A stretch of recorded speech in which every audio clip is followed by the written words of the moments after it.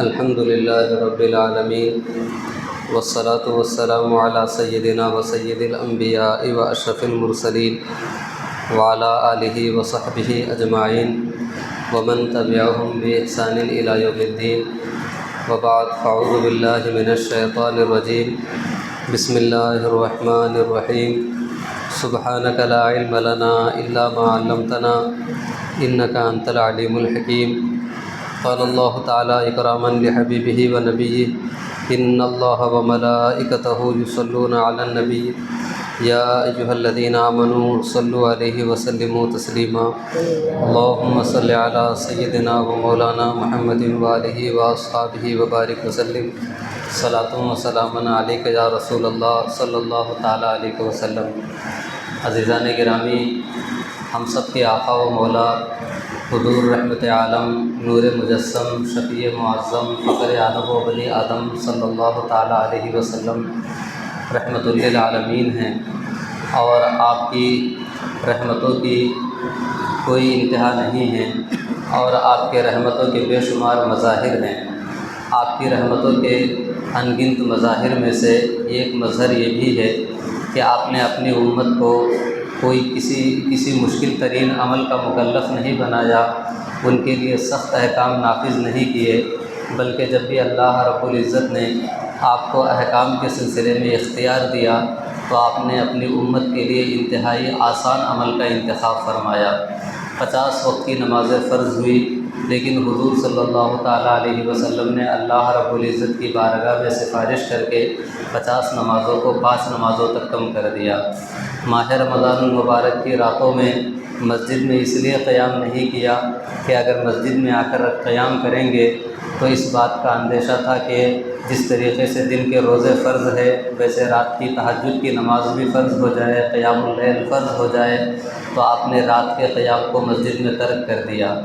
آپ نے مسواک کے بارے میں فرمایا لولا ان اشق علی امتی لامرتهم بالسواک عند كل صلاۃ ولاخرت العشاء الى ثلث اللیل، کہ اگر میں اپنی امت کے لیے دشوار نہ سمجھتا تو میں ان کے لیے مسواک کو فرض قرار دے دیتا اور ان کو اس چیز کا پابند کرتا کہ نماز عشاء 1/3 رات گزار کر کے ادا کرے، لیکن آپ نے اپنی امت کے اوپر نہ مسواک کو فرض کیا، نہ 1/3 رات کے بعد عشاء کی نماز کو لازم قرار دیا، بلکہ عشاء کا وقت جب شروع ہو جائے تو نماز ادا ہو سکتی ہے۔ اسی طریقے سے حج کے بارے میں کسی نے آپ سے پوچھا افی کل عام یا رسول اللہ، یا رسول اللہ کیا ہر سال حج فرض ہے؟ تو آپ نے فرمایا لو قلت نعم لوجبت، اگر میں ہاں کہہ دوں تو ہر سال حج فرض ہو جائے، اور تم ہر سال حج فرض ادا نہ کر سکو گے، اس بنیاد پہ میں ہاں نہیں کہتا، بلکہ یوں کہتا ہوں کہ زندگی میں ایک مرتبہ حج کرنا یہ فرض ہے۔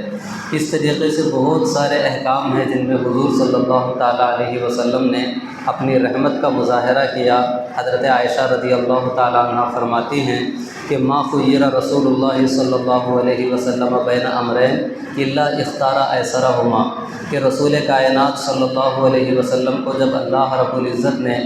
2 چیزوں میں کسی ایک کو اختیار کرنے کا حکم دیا تو آپ نے اس میں جو سب سے آسان تھا، جو سب سے ایزی تھا، آپ نے اس کا انتخاب کیا تاکہ امت مشقت میں نہ پڑ جائے اور امت بڑی آسانی کے ساتھ اس فرض کو، اس سنت کو ادا کر لے۔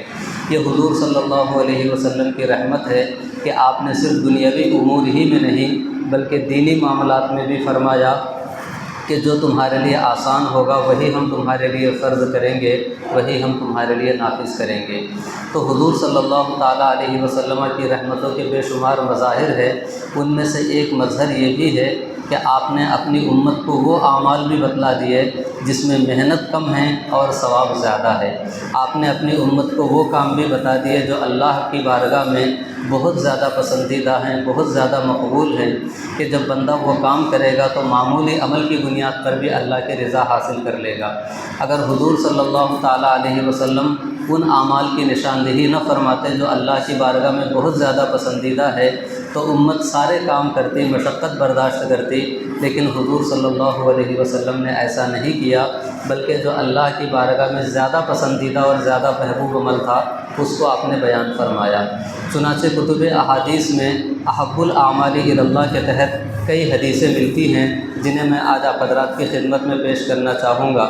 حضرت امام جلال الدین سیوطی رحمۃ اللہ علیہ نے اپنی کتاب الجامع الصغیر کے اندر جو الف بائی ترتیب پہ مشتمل کتاب ہے، اس میں آپ نے 7 حدیثیں ذکر فرمائی جن کا آغاز احب الاعمال الی اللہ سے ہوتا ہے۔ احب الاعمال الی اللہ کا مطلب اللہ کی بارگاہ میں سب سے پسندیدہ عمل کیا ہے؟ ساری نیکیاں کرنے کی ہوتی ہے، ساری اچھائیاں اللہ کو محبوب ہوتی ہے، لیکن ان اچھائیوں میں بھی کچھ اچھائیاں ایسی ہوتی ہیں، ان بھلائیوں میں بھی کچھ ایسی ہوتی ہے، ان نیکیوں میں بھی کچھ ایسی نیکیاں ہوتی ہے کہ جن کو اللہ بہت زیادہ پسند فرماتا ہے۔ تو آپ نے 7 احادیث میں ان امور کی نشاندہی فرمائی جو اللہ کو بہت زیادہ پسند ہے۔ آپ نے ایک حدیث پاک میں فرمایا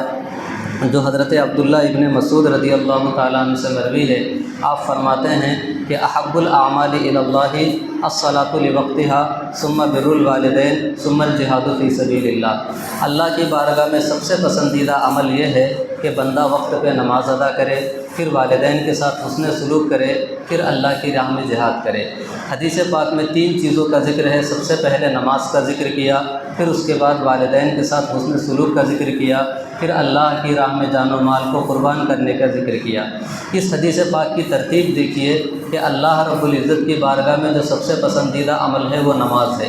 دنیا میں بہت ساری عبادتیں ہوتی ہیں، بہت سی طاعتیں ہوتی ہیں، بہت سی بھلائیاں ہوتی ہے، لیکن ان تمام طاعتوں اور بھلائیوں میں جو اللہ کو سب سے زیادہ محبوب ہے وہ نماز ہے۔ فرمایا کہ نماز کو جب تم اول وقت میں ادا کر لو، اس کے مستحب وقت میں ادا کر لو، صحیح وقت میں ادا کر لو، تو اللہ کی بارگاہ میں تمہاری نماز سے بڑا کوئی پسندیدہ عمل نہیں ہوگا۔ افسوس کی بات یہ ہے کہ ہمارے یہاں آج نماز کے لیے تو وقت نہیں ہے، باقی سارے کاموں کے لیے وقت ہے۔ لوگ نماز پہ نیاز کو ترجیح دیتے ہیں اور نماز پہ دنیا کے دوسرے امور کو ترجیح دیتے ہیں۔ نماز کے معاملے میں یہ کوتاہی عصر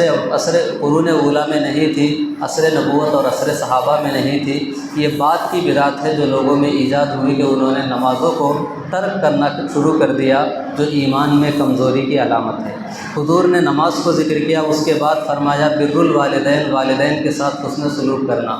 قرآن کریم میں والدین کا جہاں ذکر آتا ہے تو وہاں پہ عام طور پہ آتا ہے وبالوالدین احسانا۔ حدیث پاک میں آیا ہے بر الوالدین۔ حدیث پاک کے الفاظ ہو یا قرآن کے الفاظ ہو، دونوں میں جو الفاظ آئے ہیں ان میں ایک جگہ بر ہے، ایک جگہ جو ہے احسان ہے۔ اللہ نے یہ نہیں فرمایا کہ تم اپنے والدین کا ادب کرو، اللہ نے صرف یہ نہیں فرمایا کہ تم اپنے والدین پہ خرچہ کرو۔ یعنی قرآن و حدیث میں کوئی ایسا لفظ نہیں آیا جس کا ایک معنی ہو کہ اگر اللہ تعالیٰ فرماتا کہ تم اپنے والدین پہ خرچہ کرو تو باقی والدین کا ادب اس سے خارج ہو جاتا، والدین کی انتقال کے بعد ان کے ساتھ ایصال ثواب کا معاملہ ختم ہو جاتا۔ قرآن میں کوئی ایسا محدود معنی کا لفظ نہیں آیا، حدیث میں ایسا کوئی لفظ نہیں آیا جس کا ایک معنی ہو، بلکہ قرآن میں جو لفظ آیا ہے وہ احسان ہے۔ احسان کا معنی حسن سلوک ہے، اور حسن سلوک کی جتنی ممکنہ صورتیں ہو سکتی ہے، جس میں والدین کی خدمت بھی ہے، والدین کا خرچہ بھی ہے، والدین کا ادب و احترام بھی ہے، والدین کے متعلقین کے ساتھ دوست و احباب کے ساتھ حسن سلوک بھی ہے، والدین کے انتقال کے بعد ان کے لیے ایصال ثواب ہے۔ حسن سلوک کی جتنی صورتیں ہو سکتی ہے قرآن نے ایک کلمہ بالوالدین احسانہ کے اندر بیان کر دیا، حدیث میں اس کو بر الوالدین کہہ کے بیان کر دیا۔ یعنی اللہ رب العزت نے جس طریقے سے نماز ہمارے اوپر فرض کی ہے اور بندے اور رب کے درمیان سب سے مضبوط رشتہ جو نماز ہے اس کو ذکر کیا، ایسے ہی خلق میں جو سب سے مضبوط رشتہ ہوتا ہے، انسانوں کے آپس میں جو رشتے ہوتے ہیں ان میں سب سے جو مضبوط رشتہ ہوتا ہے وہ ایک باپ اور بیٹے کا ہوتا ہے، ماں بیٹی کا ہوتا ہے، اولاد اور بچوں کا، اولاد اور والدین کا ہوتا ہے۔ تو قرآن نے دونوں کو ساتھ ذکر کیا اور فرمایا کہ جس طریقے سے تم اپنے والدین کے ساتھ حسن سلوک کو اپنے لیے ضروری سمجھتے ہو، اسی طریقے سے اللہ سے رشتہ مضبوط رکھنے کے لیے نماز کو ضروری سمجھو۔ یہ دونوں بہت بنیادی چیزیں ہیں۔ پھر فرمایا کہ اللہ کی راہ میں جہاد کرنا، اپنے جان و مال کا نذرانہ پیش کر دینا، یہ اللہ کی بارگاہ میں سب سے پسندیدہ پسندیدہ عمل ہے۔ 7 حدیثوں میں نے آپ کو پہلی حدیث سنائی جو حضرت عبداللہ ابن مسعود رضی اللہ تعالیٰ عنہ سے مروی ہے۔ اس کے بعد دوسری حدیث پاک میں حضور نے فرمایا احب الاعمال الی اللہ ان تموت ولسانک رطب من ذکر اللہ، اللہ کی بارگاہ میں سب سے پسندیدہ عمل یہ ہے کہ تمہاری موت آئے تو اس حال میں آئے کہ تمہارے زبان پہ اللہ کا ذکر جاری ہو اور اللہ کے ذکر سے تمہاری زبان تر ہو۔ یہ کب ہوتا ہے؟ جب آدمی کنٹینیو مستقل کوئی کام کر رہا ہوتا ہے، اسی کام پہ جاری و ساری رہتا ہے، اسی دوران موت آ جاتی ہے تو ہم یہ کہتے ہیں کہ وہ آدمی یہ کام کرتے کرتے مرا۔ اچانک موت کے وقت کوئی آدمی کسی نیکی کا عادی ہو جائے ایسا مشکل ہوتا ہے۔ زندگی جس روش پہ چل رہی ہوتی ہے موت بھی اسی طریقے پر آتی ہے۔ تو حضور نے فرمایا کہ تمہاری موت آئے تو اللہ کے ذکر کے ساتھ آئے۔ اس کا یہ مطلب نہیں ہے کہ صرف موت کے وقت کوئی آدمی اللہ کا ذکر کرے اس لیے کہ کوئی جانتا ہی نہیں کہ موت کب آئے گی، بلکہ اس حدیث کا مطلب یہ ہے کہ تم اپنی زبان کو اللہ کے ذکر سے اس طریقے سے معطر کر لو کہ جہاں بیٹھو تم سبحان اللہ کہتے رہو، الحمدللہ پڑھتے رہو، اللہ اکبر کہتے رہو، استغفار اور کلمہ پڑھتے رہو، درود و سلام بھیجتے رہو، تمہاری زبان ہمیشہ اللہ کے ذکر سے تر رہے۔ ایسے تمہارے شب و روز گزرتے رہیں گے، اسی دوران کبھی تمہاری موت آ جائے گی تو اللہ کی بارگاہ میں ایسے بندے کی موت سب سے بہترین موت ہوتی ہے، ایسے بندے کا عمل سب سے بہترین عمل ہوتا ہے۔ حضور صلی اللہ تعالیٰ علیہ وسلم نے اس باب میں جو تیسرا عمل ذکر کیا وہ فرمایا کہ احب الاعمال الی من اطعم مسکینا من جوع او دفع عنہ مغرما او کشف عنہ کربا۔ فرمایا کہ اللہ کی بارگاہ میں سب سے پسندیدہ عمل یہ ہے کہ کوئی آدمی کسی مسکین کو کھانا کھلا دے، کسی حاجت مند کی حاجت پوری کر دے اور کسی تکلیف زدہ کی تکلیف کو دور کر دے۔ اس میں حضور صلی اللہ تعالیٰ علیہ وسلم نے لوگوں کے ساتھ حسن سلوک کا ذکر کیا۔ لوگوں کے ساتھ جو خیر کے معاملات ہوتے ہیں وہ بہت سارے ہوا کرتے ہیں۔ آپ کسی کو موبائل بھی گفٹ کر سکتے ہیں، آپ کسی کو کپڑا بھی دے سکتے ہیں، آپ کسی کو دنیا کی زندگی کا کوئی سامان دے سکتے ہیں، لیکن جس چیز کے اوپر انسان کی زندگی موقوف ہے وہ 2 وقت کا کھانا ہے، وہ پیٹ بھر کا کھانا ہے۔ اگر آپ نے اپنے کھانے سے کسی کو کھلا دیا تو اللہ کی بارگاہ میں اتنا پسندیدہ عمل ہے کہ کوئی دوسرا عمل اس کے مساوی نہیں ہو سکتا، اس کے درجے کو نہیں پہنچ سکتا۔ 3 چیزیں ذکر کی جس میں فرمایا کہ کسی کے قرض کو ادا کر دینا، کسی کی تکلیف کو دور کر دینا، اور ان دونوں پر مقدم یہ ہے کہ تم کسی کو کھانا کھلا دو۔ حضرت امام فخر الدین رازی رحمۃ اللہ علیہ فرماتے ہیں کہ ایک مرتبہ یہ خاتون کسی عالم دین کے پاس گئی، کسی بزرگ کے پاس گئی، اور اس کے بعد اس نے کہا کہ یہ میں کچھ پیسے لے کر آئی ہوں، میں چاہتی ہوں کہ اس پیسے سے مسجد کے اندر چراغ روشن کر دوں۔ تو اس بزرگ نے فرمایا کہ بتاؤ جو تم چراغ جلانا چاہتی ہو اس چراغ کی کتنی روشنی چاہتی ہو؟ تمہاری کیا یہ مرضی ہے کہ اس چراغ کی روشنی تمہارے گھر کی چھت تک پہنچے یا زیادہ سے زیادہ آسمان تک پہنچے، یا پھر تم یہ چاہتی ہو کہ تم جو چراغ جلا رہی ہو، جو روشنی کر رہی ہو، اس کی روشنی عرش الہی تک پہنچے؟ تو اس خاتون نے کہا کہ میں تو یہی چاہتی ہوں کہ میں ایسا چراغ جلاؤں، ایسی روشنی کروں کہ جس کے اجالے میں عرش الہی بھی نظر آنے لگے۔ تو انہوں نے فرمایا کہ دیکھو کہ مسجد میں چراغ جلاؤ گی تو اس کی روشنی سے مسجد روشن ہو جائے گی، اس کی روشنی آسمان تک جائے گی، لیکن اگر تم نے کسی غریب کے پیٹ کی آگ کو بجھا دیا، اس کی بھوک کو ختم کر دیا، اس کے دل کو تم نے روشن کر دیا، اس سے جو دعائیں نکلیں گی وہ عرش الہی تک پہنچے گی۔ لہذا مسجد میں چراغ جلانے سے زیادہ اہم یہ ہے کہ اگر تمہارے گھر میں، تمہارے پڑوس میں کوئی فقیر رہتا ہے تو تم اس کو کھانا کھلا دو، یہ اللہ کی بارگاہ میں زیادہ پسندیدہ عمل ہے۔ تو حضور صلی اللہ علیہ وسلم نے تیسرا عمل یہ بیان فرمایا کہ مسکین کو کھانا کھلاؤ، غریب کو کھانا کھلاؤ، قرض دار کا قرض ادا کرو، مصیبت زدہ کی تکلیف دور کرو۔ اور اس سلسلے میں چوتھی حدیث پاک جو حضور صلی اللہ علیہ وسلم نے بیان فرمائی کہ احب الاعمال الی اللہ تعالیٰ بعد اداء الفرائض ادخال السرور علی قلب مسلم، کہ فرض نمازوں کو ادا کرنے کے بعد اللہ کی بارگاہ میں سب سے پسندیدہ عمل یہ ہے کہ ایک بندہ اپنے عمل سے کسی مسلمان کو خوش کر دے۔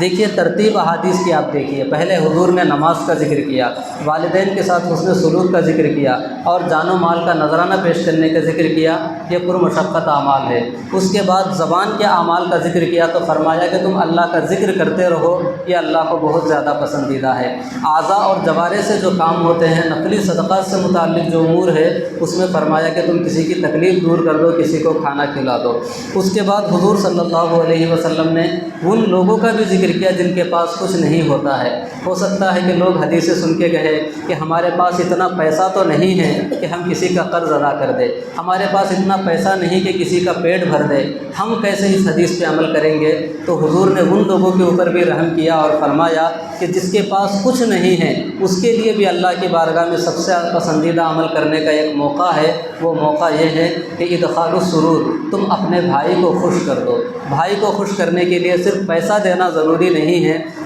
بلکہ بارہا ایسا ہوتا ہے کہ لوگ پریشان حال ہوتے ہیں اور منتظر ہوتے ہیں کہ کوئی دو جملے بول کر کے ان کی پریشانی دور کر دے۔ کوئی ٹینشن اور الجھن میں ہوتے ہیں کچھ لوگ، اور یہ تمنا کرتے ہیں کہ کاش کوئی آدمی ملے میری الجھن کو دور کر دے۔ کچھ لوگ کسی معاملے کو لے کر بڑے خوف زدہ ہوتے ہیں، پتہ نہیں آگے کیا ہونے والا ہے، میں سفر پہ جانے والا ہوں، پتہ نہیں راستہ کیسے کٹے گا۔ ایسے بہت ساری پریشانیاں اور مجبوریاں ہوتی ہے۔ لوگ صحیح رہنمائی، مناسب مشورے، دلچسپی کے جملے اور اچھی باتیں سننے کے منتظر ہوتے ہیں۔ اگر تم انہیں اپنی زبان سے اتنا کام کر دیا اور ایک پریشان حال مسلمان بھائی کے دل کو خوش کر دیا، تو حضور نے فرمایا کہ فرض نمازوں کے بعد، اللہ کے فرائض کی ادائیگی کے بعد ایک مسلمان کے دل کو خوش کرنا یہ اللہ کو بہت زیادہ پسندیدہ ہے۔ اس کے بعد حضور صلی اللہ علیہ وسلم نے اس آدمی کا بھی ذکر کیا جو اپنی زبان بھی چلانا نہیں چاہتا، نہ وہ ذکر الہی کر رہا ہے، نہ اپنی زبان سے کچھ کہہ رہا ہے۔ حضور نے فرمایا کہ احب الاعمال الی اللہ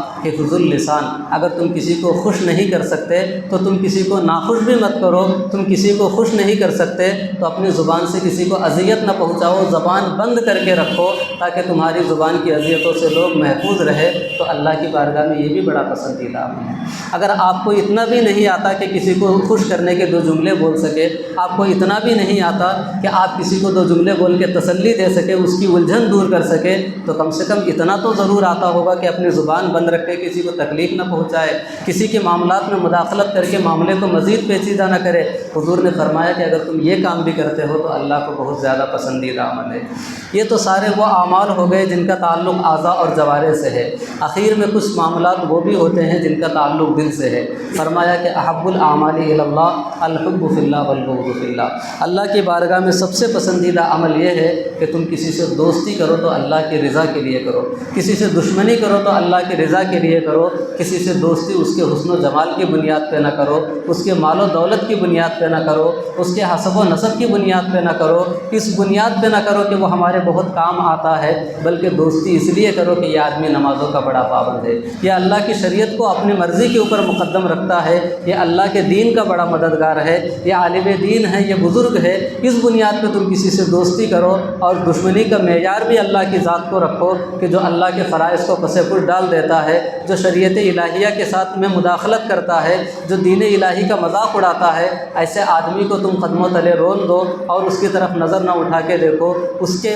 حوالے سے دل میں بغض رکھو۔ تو فرمایا کہ جو آدمی اپنی دوستی اور دشمنی کا معیار اللہ کی ذات کو بنا لیتا ہے، وہ آدمی اللہ کو بڑا محبوب ہوتا ہے، اس کا عمل اللہ کو بڑا پیارا ہوتا ہے۔ یہ میں نے آپ کے سامنے 6 حدیثیں پڑھ کر سنائی۔ سب سے پہلے حضور نے فرمایا کہ نمازوں کو ان کے اوقات میں ادا کرنا، والدین کے ساتھ حسن سلوک کرنا، راہ خدا میں جہاد کرنا، یہ سب سے زیادہ پسندیدہ عمل ہے۔ اس کا تعلق فرائض سے ہے، اس کا تعلق بنیادی ذمہ داریوں سے ہے۔ اس کے بعد حضور صلی اللہ تعالیٰ علیہ وسلم نے زبان کے حوالے سے فرمایا، 3 باتیں آپ نے بیان فرمائی کہ تم ہمیشہ اللہ کا ذکر کرتے رہو، تم اپنی زبان سے بھائیوں کو خوش کرتے رہو، اور یا کم سے کم اپنی زبان کو خاموش رکھو۔ تینوں صورتوں میں تم اللہ کے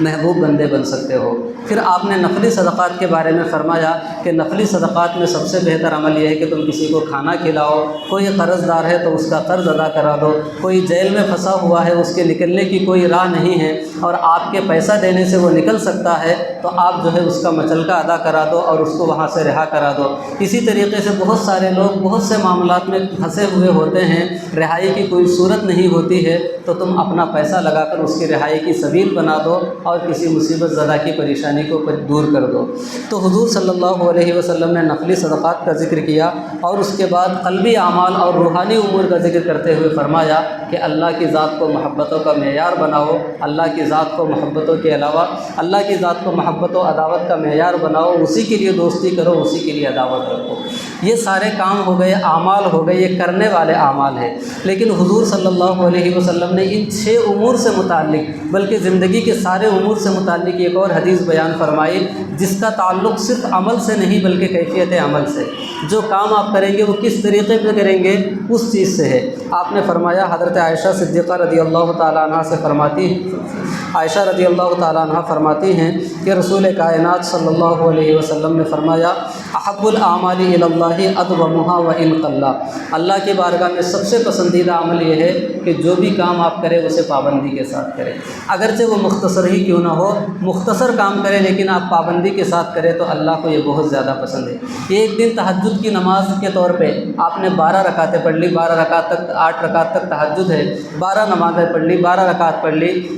یا اور زیادہ بڑھا کر کے قیام اللیل کر لیا، 100 رکعت نماز پڑھ لی، پھر سال بھر تک کبھی آپ بیدار نہیں ہوئے تہجد کے لیے، اللہ کو یہ پسند نہیں ہے۔ پسند یہ ہے اللہ کو کہ آپ روزانہ رات کو اٹھیں اور 2 رکعت نماز پڑھیں۔ یہ 2 رکعت کی نماز سال بھر میں کسی ایک دن 100 رکعت نماز پڑھ لینے سے زیادہ بہتر ہے۔ یہ ایک دن بیٹھ کے پورا قرآن ختم کر دیا، یہ زیادہ محبوب نہیں ہے۔ محبوب یہ ہے کہ آپ روزانہ ایک ایک رکوع کی تلاوت کریں اور روزانہ وہ کام کریں۔ ایک مرتبہ 10,000 آپ نے دے دیا راہ خدا میں، یہ زیادہ محبوب نہیں ہے۔ ہر مہینہ آپ 10-10 روپے ہر جمعہ کو دیتے رہے، یہ زیادہ محبوب ہے۔ اس کا مطلب کہ یہ ایسا محبوب اس لیے ہے کہ جو آدمی پابندی سے کوئی کام کرتا ہے وہ اس کام کے اوپر توجہ دیتا ہے، اسے اپنے روٹین میں شامل کر لیتا ہے، اس سے اس کی دلچسپی وابستہ ہو جاتی ہے۔ تو اللہ فرماتا ہے کہ تم کوئی ایسا کام مت کرو کہ کسی نے توجہ دلا دی، آپ نے کر دیا، باقی بے توجہی چل رہی ہے، نہیں، بلکہ اللہ کی رضا کے لیے جو بھی کرو تو اسے اپنی زندگی کا معمول بنا لو اور اللہ کی رضا کے لیے وہ کام کرتے رہو۔